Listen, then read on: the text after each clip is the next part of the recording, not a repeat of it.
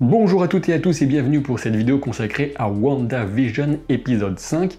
Comme d'habitude, elle sera décomposée en deux parties. La première avec mon avis sur l'épisode, les nombreux clins d'œil et les pistes que j'ai pu relever, et la seconde sur les théories les plus parlantes peut-être quant à la suite et fin de la série. Et comme d'habitude aussi, si vous souhaitez profiter de Disney+ tout en soutenant la chaîne, eh bien vous trouverez un lien pour vous abonner à la plateforme en description de la vidéo. Donc merci à Disney pour cette opportunité.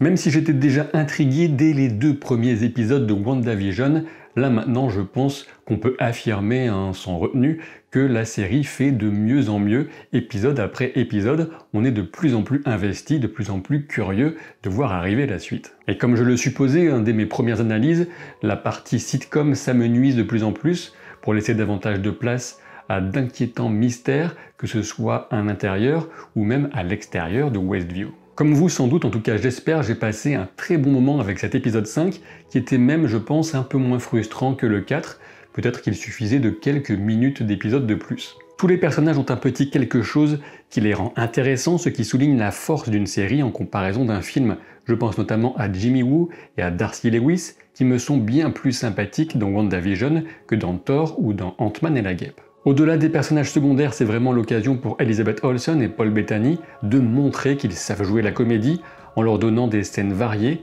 Ils avaient eu des scènes très fortes dans l'ère d'Ultron et Infinity War, mais aussi très brèves au final. Et si le Marvel Cinematic Universe avait encore besoin de ça, je pense que le succès aussi bien critique que public de WandaVision va vraiment motiver de grands acteurs à rejoindre l'aventure. Ça promet pour la suite. Et dans le prolongement de cette idée, WandaVision vient démontrer avec un certain brio que le MCU est loin d'être terminé avec Avengers Endgame, comme pas mal de monde semblait le dire à l'époque. Et oui, le Marvel Cinematic Universe prouve ici sa capacité à se réinventer, tout en respectant parfaitement tout ce qui a été proposé auparavant et en nous ouvrant la porte vers les dingueries qui nous attendent pour cette phase 4. Alors oui, évidemment, ça reste du divertissement qui n'ira jamais très loin dans le subversif ou la critique sociale par exemple, mais à mes yeux, ça reste du divertissement de qualité avec de véritables efforts créatifs et la construction qui se poursuit d'une structure narrative au long cours avec ce que cela implique d'ambition. J'espère que cette inventivité formelle que nous propose WandaVision chaque semaine ne restera pas un cas isolé dans le MCU. Et attention, je pense particulièrement à toi, série Loki. Allez, c'est parti maintenant pour l'analyse proprement dite, et elle doit commencer dès le résumé de l'épisode précédent, puisqu'il y a une différence entre ce que Wanda dit dans l'épisode 4 et ce qu'on retrouve dans le résumé de l'épisode 4 en ce début d'épisode 5, j'espère que vous suivez. En effet, lorsqu'elle discute avec Vision qui vient de rentrer derrière elle de l'absence de Géraldine, dans l'épisode 4, Wanda disait « She had to rush home », elle a dû rentrer chez elle en vitesse, alors que dans le résumé, elle lui dit « She did not belong here », en gros, elle ne faisait pas partie des nôtres. Et c'est une différence que vous trouverez uniquement en VO ou en VF canadienne, d'après ce qu'on m'a dit, alors qu'en VF, eh bien on a gardé exactement la même traduction, c'est un peu dommage. Ce qu'on peut déduire de cette différence, eh bien de mon point de vue, c'est que Wanda contrôle même ce résumé, que cela fait partie de ce que le Sword reçoit sur ses écrans, et qu'il s'agissait là d'une mise en garde. Monica ne fait pas partie des nôtres, elle n'avait rien à faire là, en gros, dernier avertissement. Passé le résumé, le tout premier plan nous montre la maison de Wanda et Vision de l'extérieur. J'ai remarqué qu'une petite fenêtre de chambre au premier étage semble ronde la journée, mais prenait l'apparence d'un hexagone la nuit tombée. Alors je ne pense pas qu'il s'agisse purement de mon imagination, sachant l'importance de la forme hexagonale dans cette série. C'est une forme dont l'importance a été reconnue dans la série elle-même, donc on n'est pas en train de divaguer depuis le début, mais donc c'est incroyable le sens du détail qu'on trouve dans cette série, même jusque dans ces petites fenêtres. Dans la même idée, on retrouve une boîte hexagonale sur la table face à Wanda, on la voit en début et en fin d'épisode, juste avant le fameux coup de sonnette. Mais revenons maintenant aux influences sitcom de l'épisode avec cette fois Sacrée Famille, Quoi de neuf Docteur et la fête à la maison. Outre l'ambiance typique des années 80, on peut les reconnaître au travers d'éléments de décoration, mais surtout du générique. Et ils ont dû bien se marrer quand même à fabriquer chacun de ces génériques, que ce soit les acteurs, mais aussi l'équipe artistique, avec ces montages photos complètement improbables d'Elizabeth Olsen, qu'on a mis en gros en Sokovie, et surtout de bébé Vision comme s'il avait eu une enfance. On remarque encore une fois le thème animalier qui reste très présent dans ces photos comme dans le tigre au milieu de la table de la cuisine. Mais à ce sujet, on poursuit donc cette tendance étrange d'avoir plus ou moins un animal par épisode qui sont souvent reliés d'une façon ou une autre à Agnès, et je reviendrai un peu plus tard sur ce pauvre Sparky. Billy et Tommy pleurent sans cesse, peut-être parce qu'ils perçoivent l'étrangeté de leur environnement. Outre la coupe de cheveux de Wanda, deux éléments essentiels à relever ici. Tout d'abord, Vision explique avoir lu à Billy un livre de Charles Darwin pour tenter de le calmer. En français, ce livre a pour titre La filiation de l'homme et la sélection liée au sexe. On peut très clairement y voir un fort clin d'œil appuyé à la notion d'évolution de l'espèce humaine qui mène potentiellement aux mutants, ce qui prendra tout son sens en fin d'épisode avec évidemment l'apparition d'un X-Men, en tout cas de quelqu'un qui lui ressemble beaucoup. Ce n'est que pure spéculation, mais on peut imaginer que la mention de ce livre est un clin d'œil appuyé à ce que pourrait nous proposer la fin de la série, avec une ouverture un peu anti-House of M pour ceux qui connaissent le comics. Bon, j'ai déjà évoqué ça dans la partie théorie de précédentes vidéos, je ne vais pas m'y appesantir. En essayant d'aller encore un petit peu plus loin dans la réflexion par rapport à la mention de ce livre, on peut dire que le choix de Wanda de Vision comme le père de ses enfants est une sorte d'acte fondateur. Peut-être que les premiers véritables mutants du MCU seraient en effet Billy et Tommy, qui auraient des pouvoirs dès la naissance, et des pouvoirs qui ne seraient pas liés à un accident ou une expérimentation bizarre, comme pour la plupart des autres super-héros ou super-vilains. Toutefois, oui, je reconnais que leur naissance dans le contexte de cette anomalie de Westview n'a rien de naturel, donc leur statut exact, Billy et Tommy, reste à déterminer. On peut évidemment s'interroger sur la capacité même de Vision à avoir des enfants, même s'il était vivant entre guillemets, mais il est clair que la magie de Wanda joue un rôle déterminant dans cette naissance. Pourtant, les enfants sont réels, comme le confirme la discussion qui a lieu plus tard entre Jimmy, Darcy et Monica. Seconde information essentielle, la magie de Wanda ne fonctionne pas sur ses jumeaux, elle ne parvient pas à les faire dormir, ce qui est d'ailleurs une drôle d'idée d'utiliser de la magie pour les faire dormir, mais voilà qui pourrait s'expliquer notamment par le pouvoir des enfants eux-mêmes, mais sans doute davantage peut-être par leur nature très particulière, dont on ne sait sans doute pas encore tout. L'inévitable Agnès fait son apparition avec le clin d'œil aux tenues de sport improbables des années 80. Comme par magie, elle sait exactement quand on a besoin d'elle chez Monsieur et Madame Vision. Elle parle d'elle-même comme de Tata Agnès ou Auntie Agnès, ce qui renvoie précisément à la fiche publicitaire du générique de l'épisode 2. Elle ajoute qu'elle a plus d'un tour dans son sac, encore un vocable relatif à la magie, et s'apprête à s'occuper des bébés jusqu'à ce que Vision s'y oppose. Agnès brise alors l'illusion de la scène et semble diriger les choses en faisant comme si c'était Wanda qui prenait les décisions de mise en scène. Mais ce qui me semble important ici, c'est qu'Agnès ne pose pas vraiment de questions, elle affirme plutôt à Wanda qu'elle veut qu'Agnès s'occupe des enfants. Voilà qui ne fait que confirmer une fois de plus qu'Agnès est vraiment à part des autres habitants, à l'exception probable de Dottie qu'on n'a toujours pas revu dans cet épisode malheureusement. Pendant ce malaise, alors que Vision ne comprend pas ce qui se passe, on remarque que les bébés ont arrêté de pleurer et reprennent uniquement quand la scène repart en mode sitcom. Pour ce qui est du reste de cette scène et de ses implications, il faudra attendre la partie théorie de cette vidéo. On se retrouve donc avec les jumeaux à 5 ans déjà et on passe au générique d'intro. Autant les images sont amusantes, autant les paroles appliquées à la situation véritable de Wanda sont extrêmement tristes. WandaVision confirme à nouveau son statut de tragédie surnaturelle sous couvert de comédie et d'hommage au sitcom. Eh oui, le deuil est la principale thématique de l'épisode, peut-être même de la série, sachant que la leçon aux jumeaux sur la mort et son acceptation sonne très faux quand on sait que Wanda elle-même est enfermée dans le déni le plus extrême. Ce deuil terrible et suffocant, c'est justement ce qu'évoque Monica Rambeau dans son rapport, et cette sensation est illustrée par une image très rapide de Wanda qui ne correspond à aucune scène que nous ayons déjà vue. J'ai l'impression qu'il s'agit d'un flashback peut-être quand Wanda s'est retrouvée face au corps inanimé de Vision après l'avoir réparé par magie, mais toujours sans cette étincelle de vie si mystérieuse qui fait toute la différence entre un amas de vibranium et l'être qu'elle aime. Et je suis absolument convaincu qu'on reverra cette scène entière un peu plus tard dans la saison et que ce sera un moment déterminant pour nous expliquer les origines de cette fameuse anomalie de Westview. Et bien sûr, je le rappelle encore une fois, mais si Monica a si bien reconnu cette sensation étouffante du deuil, de cette douleur, eh bien c'est qu'elle le vit encore elle-même avec la perte de sa mère,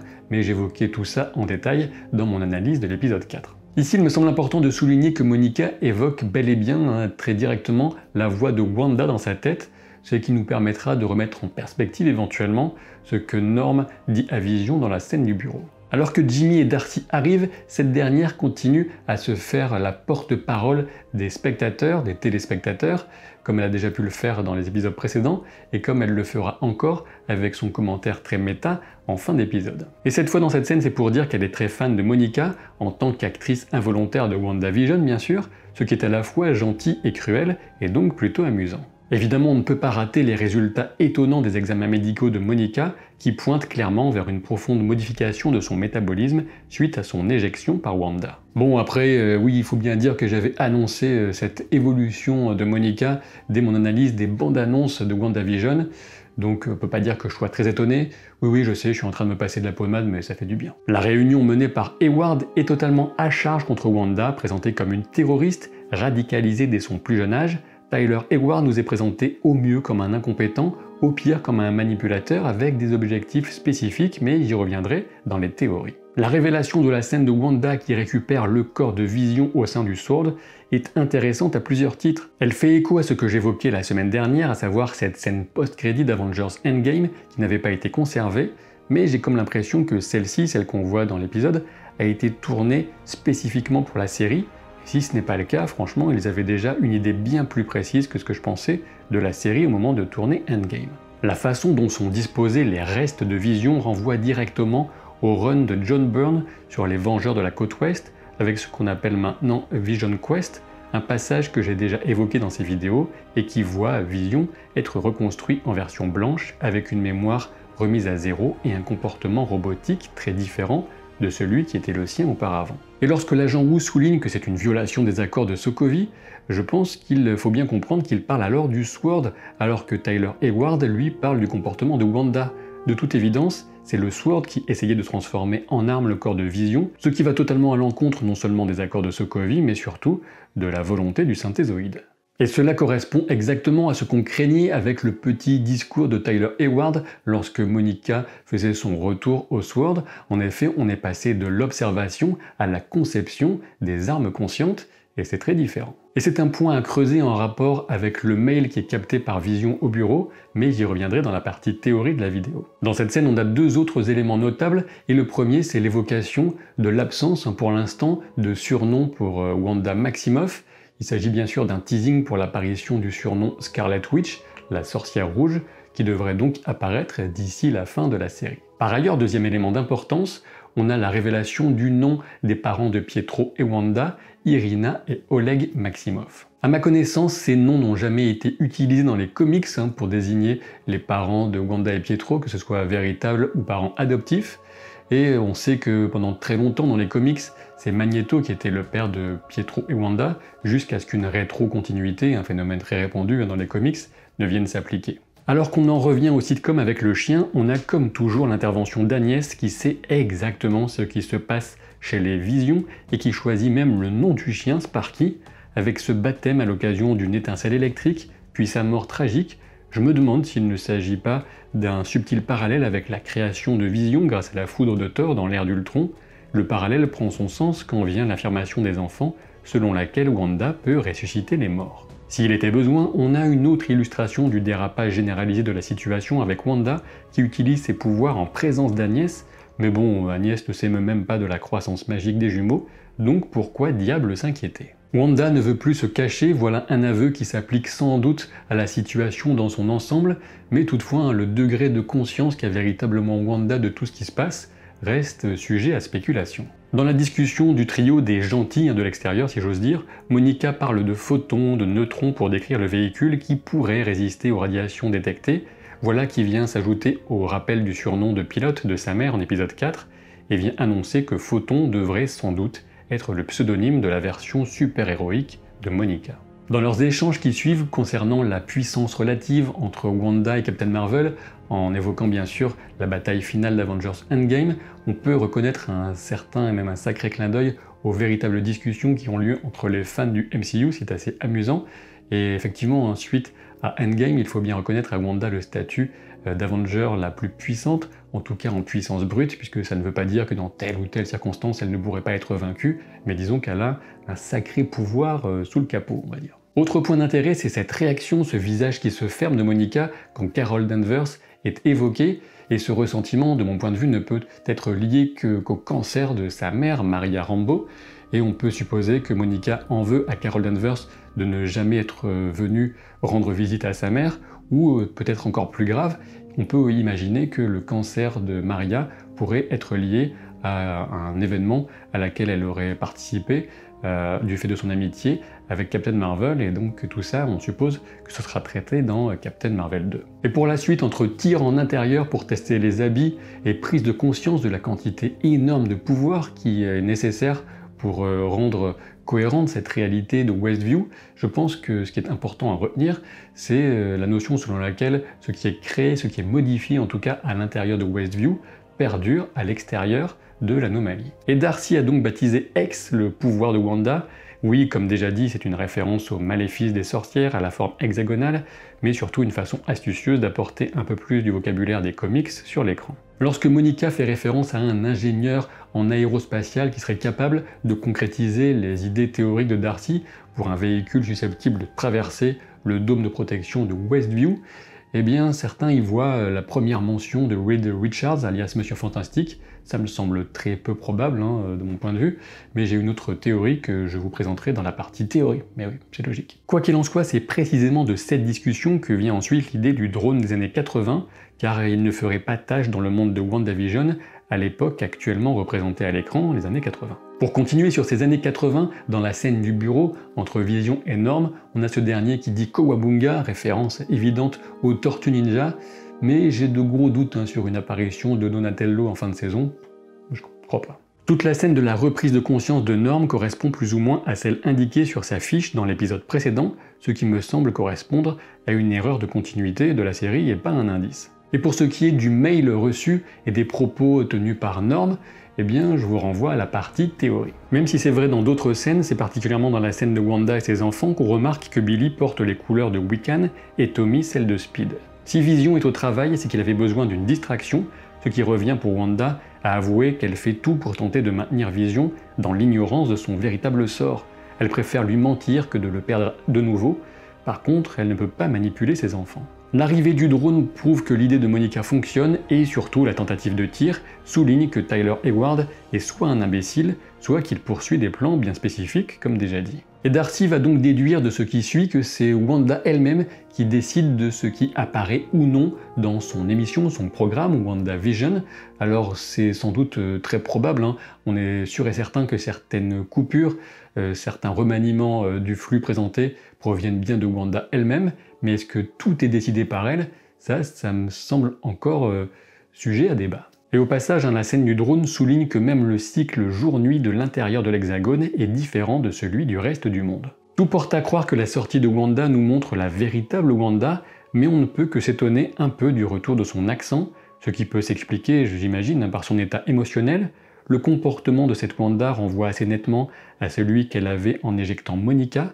En gros, elle sait qu'elle est au centre d'une bulle de réalité altérée et que le Sword est littéralement à sa porte, mais elle veut que son monde enchanté perdure, mais ce n'est pas pour autant qu'elle contrôle tout. J'ai vu que certains considèrent que la façon dont elle retourne les armes des soldats renvoie à une fameuse scène de Magneto dans le premier film X-Men. Je n'y avais pas pensé de mon côté, mais c'est peut-être volontaire en effet. Quand Wanda annonce qu'elle a maintenant ce qu'elle veut et qu'elle ne laissera personne ne lui reprendre encore, ça fait bien sûr référence à Thanos et à ce qu'il a fait dans Endgame, dans Infinity War, mais je pense que cela fait aussi référence à Tyler Hayward, qui devait être derrière la récupération du corps de Vision. Et somme toute, j'ai quand même envie de souligner que cette Wanda, même si elle est intimidante, qu'elle ne blague pas, eh bien, elle n'est pas si agressive que ça, elle reste plutôt sur une posture d'isolement défensif, comme vient le souligner le renouveau rouge de la barrière autour de Westview, qui est sans doute maintenant beaucoup plus difficile à pénétrer, mais elle ne blesse personne. Le positionnement de la publicité de l'épisode est parfait, avec le rappel des événements de Lagos durant le briefing, pas besoin de se souvenir pour tout le monde de Civil War, pour faire le lien entre la maladresse qui fait couler le rouge, comme le sang et les pouvoirs de Wanda, et l'explosion de Crossbones dans un immeuble rempli d'innocents. Et voilà donc qui ne fait que confirmer la théorie que j'évoquais dès la toute première vidéo d'analyse, il me semble, selon laquelle ces publicités correspondent à des traumatismes du passé de Wanda. Je pense donc que pour les prochaines, on devrait peut-être avoir son passage au sein de la prison du Raft et forcément, certainement, inévitablement, les traumatismes liés à Infinity War. Quant à l'identité des acteurs, la théorie des parents Irina et Oleg Maximoff reste solide, puisqu'ils sont morts, ils n'apparaissent pas à Westview, mais uniquement dans les pubs, du moins pour l'instant. Lorsqu'on revient à la recherche de Sparky, on note la réflexion du facteur, toujours aussi étrange, selon laquelle Wanda ne laisserait personne partir bien loin, sans doute un simple clin d'œil à la situation, à moins que ce facteur n'ait un rôle plus spécifique. Et je reviendrai sur cette question et sur la mort de Sparky dans la partie théorie de la vidéo. On en vient maintenant à la dispute, alors que Wanda tente d'y mettre fin en lançant les crédits, mais Vision s'accroche. On peut même dire qu'on passe ici au niveau supérieur, si j'ose dire, en vol stationnaire dans le salon, ce que je fais souvent personnellement, c'est assez confortable. Dans cette scène, Vision est poignant, car sincère dans sa fragilité. L'absence de toute mémoire de ce qui a précédé peut renvoyer vers les comics, Vision Quest, qu'on évoquait déjà, mais je pense que cela va plus loin. Je vous le dis, pour moi, la version que nous avons sous les yeux de Vision est une version reconstruite au travers de la perception que Wanda pourrait avoir de lui en se projetant dans ce monde idyllique, familial de sitcom, mais le véritable Vision, celui qu'on connaît des films précédents, n'aurait pas eu un comportement aussi émotionnel, aussi fragile en quelque sorte, il aurait été plus logique même s'il était bien sûr capable de sentiments. Qui plus est, cette remarque de Vision sur l'absence d'enfants dans Westview ne vient que confirmer une observation que je vous avais déjà exprimée dans les précédentes analyses. Mais bon, vous avez deviné, oui, j'y reviendrai dans la partie théorie, et ce sera lié à Agnès. Lorsque Wanda affirme qu'elle ne contrôle pas tout et qu'elle ne sait pas comment tout a commencé, je pense qu'elle est sincère et que le cœur du mystère réside dans ce moment initial. C'est simple, soit elle souhaite et donne matière à des choses de façon inconsciente, soit il y a bien une force extérieure à l'œuvre, et je continue de pencher pour cette seconde solution. Et quand on sonne à la porte, elle dit que ce n'est pas elle qui a fait intervenir cet élément extérieur pour couper court à la conversation, et là encore, j'ai tendance à la croire. Cette version de Pietro jouée par Evan Peters, le Quicksilver des films Fox, pose des tas de questions. Déjà pour rester sur l'ambiance sitcom, on reste parfaitement dans le registre avec le guest star accueilli par des applaudissements et un comportement en mode oncle Jesse de la fête à la maison. Ce qu'il faut savoir, c'est que l'audio description sur Disney+ va venir définir ce personnage comme le Pietro des films X-Men, c'est donc un clin d'œil parfaitement assumé et intentionnel, un clin d'œil très méta, mais est-ce qu'il faut pour autant en conclure que cela signe dans le ferme, dans le dur, l'arrivée des X-Men de la Fox dans le MCU? Je n'en suis pas si sûr. Alors oui, bien sûr, il s'agit d'une forme de reconnaissance de l'existence de ces films, et surtout un clin d'œil au fait que Disney a récupéré depuis un moment maintenant les droits sur tous les personnages qui appartenaient à la Fox, mais est-ce que pour autant cela fait de ce Pietro exactement le même personnage que celui qu'on a pu voir dans les films X-Men de la Fox? Je ne pense pas. Et ici, la remarque de Darcy, elle a recasté Pietro, permet aussi de lever toute ambiguïté, il ne s'agit pas d'un simple changement d'acteur pour le même rôle, ce n'est pas le Pietro déjà vu et mort dans l'ère d'Ultron. Et justement, pour rester un moment sur Darcy, on peut se demander si l'état d'urgence du camp du Sword derrière elle correspond encore à la sortie de Wanda, ou s'il s'agit d'un tout autre événement dont on découvrira l'origine, le déroulement, dans l'épisode prochain. Et bien sûr, cela va sans dire, mais je vais le dire quand même, cette inclusion de cette version de Pietro, alors que le sitcom WandaVision, on est dans les années 80, est particulièrement futé, puisque le personnage lui-même dans Days of Future Past était très ancré dans les années 80, donc ça colle parfaitement. Mais bon, c'est joli tout ça, mais qui est véritablement ce Pietro ? Bien, j'ai envie de dire, il est temps de passer à la partie théorie de cette vidéo quand même. Bon, par contre, si vous vous arrêtez ici, je vous invite à vous abonner à la chaîne, à laisser un pouce en l'air, et même à jeter un œil à mon livre, Captain Popcorn Universe. Il est vachement bien, mais je dis pas ça parce que c'est moi qui l'ai écrit. Pour commencer cette théorie, j'ai envie de parler de ce bon gros pourri de Tyler Hayward, et je suis retourné vérifier la première phrase de Monica pour lui, et c'est « You look old as hell », une mention de l'enfer, voilà qui est assez étrange. Et vous allez peut-être rire, mais je me demande si l'email capté par Vision dans la scène du bureau n'est pas la preuve que Tyler Hayward réfère à une autorité supérieure. En effet, qui d'autre aurait pu demander des instructions sur la base des découvertes de Darcy concernant les radiations? L'email indique top secret, il s'agit peut-être d'un indice générique qui permet à Vision de commencer à comprendre le problème, mais cela pourrait aussi indiquer une force supérieure à laquelle Hayward serait inféodé, que ce soit l'AIM, les Skrulls ou Mephisto sous une forme ou une autre. Dernière remarque sur le mail, pourquoi les blagues pas drôles de Norm en référence au courrier papier se multiplient-elles? et n'y aurait-il pas un lien caché avec le Facteur? Et oui, peut-être que ce fameux Facteur, le tout premier personnage que Wanda et Vision découvrent au tout début de la série, serait un véritable messager entre l'extérieur et l'intérieur de Westview. Alors oui, cela implique qu'il y aurait une force décisionnaire qui serait cachée à l'intérieur de Westview, mais ça j'en suis plus ou moins convaincu depuis le début. Alors de qui s'agirait-il? De Ralph, de Mephisto? Est-ce que c'est la même personne? Est-ce que c'est totalement autre chose? Je n'en sais rien. Alors oui, effectivement, je reconnais que l'idée d'un email, même d'un courrier à Mephisto, c'est un petit peu ridicule, mais ceci dit, dans le contexte assez bizarre de la série, ça pourrait peut-être fonctionner. Allez, il est plus que temps de parler de notre chère Agnès. Pour moi, dans cet épisode, elle est la responsable de la croissance des enfants. D'abord, on la voit littéralement lancer un sort sur les nourrissons, avec sa lavande en potion là, et ses mouvements étranges, et paf, tout d'un coup, ils ont 5 ans. Ensuite, je pense bien que Sparky a clairement été introduit par Agnès dans l'idée que les parents des enfants les trouveraient trop jeunes pour s'occuper d'un chien, et cette fois, ce sont les pouvoirs de Billy et Tommy eux-mêmes, sans doute ceux de Billy d'ailleurs, qui leur font atteindre 10 ans. Pour moi, Agnès a ensuite tué Sparky pour que les enfants décident de laisser ce traumatisme derrière eux en grandissant à nouveau, mais Wanda les en a dissuadés. Mais alors la question bien sûr c'est pourquoi Agnès veut-elle que ses enfants grandissent aussi vite?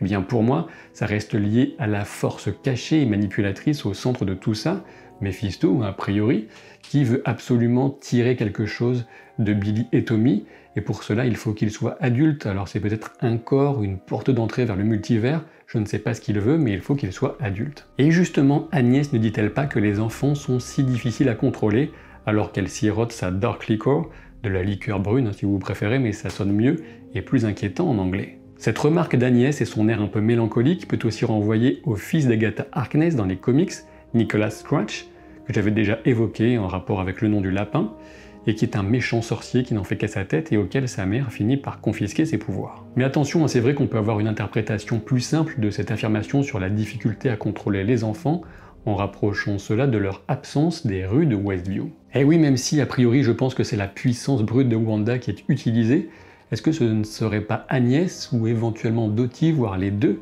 qui contrôlent une bonne partie ou quasiment tous les habitants de Westview? Après tout, il y a bien 3 formes sur la broche d'Agnès, et même si elle ne semble pas apprécier Dottie, elle semble aussi lui reconnaître un pouvoir sur la ville et exprime même dans l'épisode 2 cette phrase étrange sur les rosiers de Dottie qui prospèrent sous une menace de mort. En effet, il faut savoir que dans les comics, Agatha Harkness a livré un certain nombre de sorcières, notamment les plus faibles de sa communauté, aux puritains lors des fameux tribunaux de Salem, et possible que dans WandaVision, les rôles soient un peu inversés, que ce soit Dottie qui livrait des sorcières plus puissantes qu'elle, ce qui pourrait expliquer ces rosiers qui fleurissent sous menace de mort. Mais revenons à la scène du bureau, lorsque Norm demande à Vision de la faire arrêter, il ne mentionne jamais nommément Wanda, ce qui laisse éventuellement le champ libre à l'interprétation, mais rappelons-nous néanmoins du témoignage de Monica qui évoquait, elle, directement, la voix de Wanda. Wanda a donc nécessairement sa part de responsabilité, voire de complicité, mais il y a trop d'éléments qui pointent encore vers une tierce partie.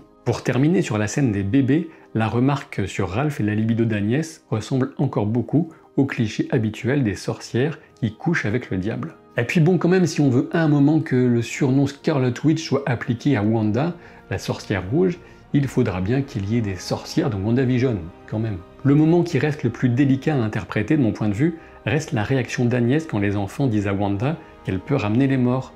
Je ne sais pas si Agnès joue alors la comédie ou si elle est véritablement choquée et pense soudain à une personne qu'il faudrait que Wanda ressuscite absolument. Alors cela pourrait éventuellement rejoindre la théorie que j'avais évoquée dans une précédente vidéo, je pense que c'était la vidéo sur l'épisode 3, selon laquelle Agnès serait un mélange entre Agatha Harkness et Elsbeth von Strucker, l'épouse du baron von Strucker, d'Hydra, mais ça me semble un petit peu difficile à introduire maintenant dans WandaVision, mais on ne sait jamais. Et puis quoi qu'il en soit, eh bien Agnès peut vouloir ressusciter un autre proche qu'on pourrait découvrir, voir elle-même si elle était un esprit, alors que tous les autres habitants de Westview seraient eux bien vivants. Comme promis, j'en reviens maintenant à cette histoire d'ingénieur aérospatial évoquée par Monica, et je pense qu'il pourrait tout simplement s'agir de la fille de Talos, avec laquelle elle était devenue un petit peu amie à la fin de Captain Marvel, elle jouait avec elle au Uno, ou un autre Skrull de sa connaissance, mais forcément, un Skrull aurait de sacrées compétences en ingénierie spatiale, et il pourrait donc être capable de lui fournir le véhicule qu'elle souhaite. Alors oui, je sais, c'est moins excitant que la possibilité de Reed Richards, mais c'est aussi plus cohérent avec le passé de Monica, et cela ferait plus le lien avec ce qui arrivera par la suite pour elle dans le MCU. Parlons maintenant de Pietro. De mon point de vue, l'arrivée de Pietro est une forme de tentative de la dernière chance pour sauver l'anomalie de Westview.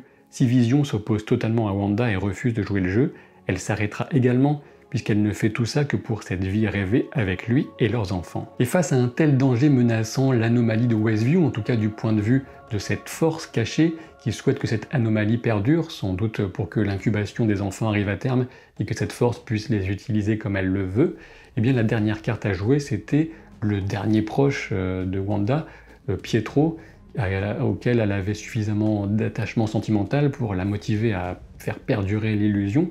Alors je suppose qu'on peut avoir deux cas de figure, soit Mephisto s'est directement incarné, a pris l'apparence de cette version de Pietro, qu'il a été récupéré dans un univers parallèle, soit il a fait venir une figure qui ressemble à celui de cet univers parallèle des films Fox X-Men.